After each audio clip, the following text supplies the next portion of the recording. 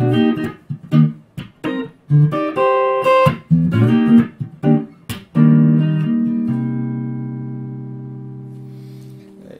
Brad Maven and welcome to the Easy Ear Training video series we have here. Basically, this video series is going to talk about how I approached music and the things that I did to help develop my ear. When I first started playing guitar, my ear was just terrible. I couldn't work out songs by ear. It took me like 40 minutes to try and work out the first chord, and sometimes I couldn't even get that of a song, you know. It was just not happening. And these are some things that I used to do to help develop my ear.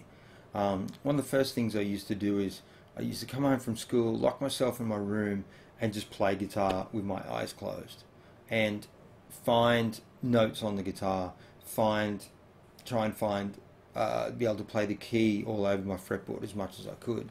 Like, for example, if I was just to play a chord, you know.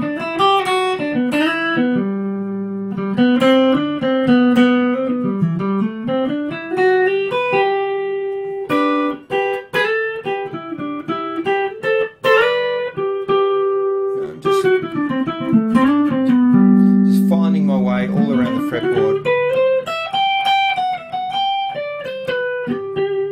You know, using my sense of touch to help develop my ear as well. And you certainly can tell when you play a wrong note when you start getting used to that key. Another thing I used to do is singing back notes. Singing notes is really, really important. Building your confidence to be able to sing, and having confidence within yourself, having some faith within yourself, and believing that you can do it. It helps you perform music better.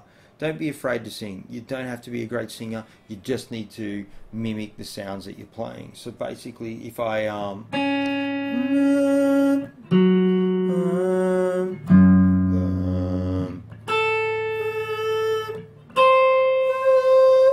just mimicking sounds like that will really help develop your ear. Spend some time doing that with your instrument. It doesn't matter what instrument you play. Just spend some time singing back the notes that you're playing. Another thing to do is, if you haven't already, go to the download section of easyeartraining.com and download the note recognition tracks that I've created. It's a great way to help develop your ear. If you read the article, you'll understand where I came from with that, and a bit more about my journey of learning to play music by ear. With the singing, I really recommend like singing scales, singing arpeggios, you know, just basically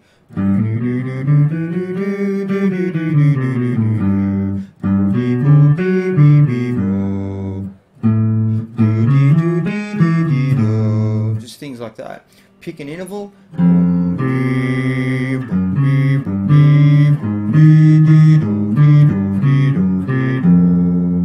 know, and practice singing that interval all over your fretboard. Another good idea is to sit down and listen to some music with your headphones on, and listen to your favorite song and pick out just what the bass is doing. Just listen to what the bass is doing and how the bass is moving in between chords, you know, and listen to it again, and listen to just what's coming through your left ear, you know, listen just what's coming through your right ear. Wearing headphones is essential, obviously. How many guitar parts is there? Is there keyboards? You know, how does the drum fit in with the bass? You know, this is all stuff that'll help develop your aural awareness and the context that you're playing in, so you can understand what is going on all around you a lot more. It's a really good idea to do that. Another thing that I used to do, and this is kind of a bit full on, but I used to grab a 90-minute cassette and fill it completely with blues tunes, the strict 1-4-5 progression. Just a 90-minute cassette, and used to go work in a factory and listen to that cassette 8 hours a day, and did that for months. And basically the sound of that chord progression was just embedded into my ear. You can do that also with 1 5 6 4 progressions of the typical pop tunes that you hear. You know, make up a compilation playlist in your iPod, and so you can listen to it every time you go for a jog, every time you're driving in the car. So you're hearing these songs, you know, and try to sing along. Try to sing the chord progression that's going. So basically, if you have